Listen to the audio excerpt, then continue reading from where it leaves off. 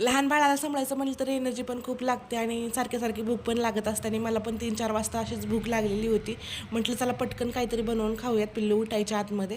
तर एका भांड्यामध्ये 1 वाटी मी गव्हाचं पीठ, मिठी साखर आणि त्यासोबत सुंठ पावडर टाकून दिली. व्यवस्थित असं मिक्स करून घेतलं. इलायची असेल तर इलायची टाकू शकता, नाही तर मग स्किप करून द्या. माझ्याकडे गूळ होता पण पिल्लूसाठी गूळ लागतो म्हणून मी गूळ काही टाकलेलं नाही. त्याऐवजी साखर यूज केलेली आहे. तुम्ही गूळ पण यूज करू शकता.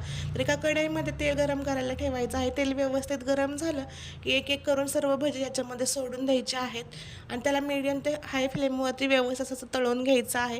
जर लो फ्लेमवरती जर टाकलं तर त्याच्यामध्ये तेल जास्त जाईल आणि हाय फ्लेमवरती जर केलं तर भजी कच्ची राहतील.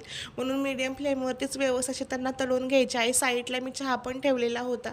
छान असा चहा मी कपामध्ये गाळून घेतला आणि त्यासोबत गरमागरम गव्हाचे भजे आहे, म्हणजे त्याला गुलगुले म्हणतो आम्ही आमच्याकडे. तर तुमच्याकडे काय म्हणतात त्याला नक्की सांगा आणि चला तुम्ही पण एक ट्राय करून पहा आणि व्हिडिओ आवडला तर चॅनलला सबस्क्राईब करून जावा. चला सगळ्यांना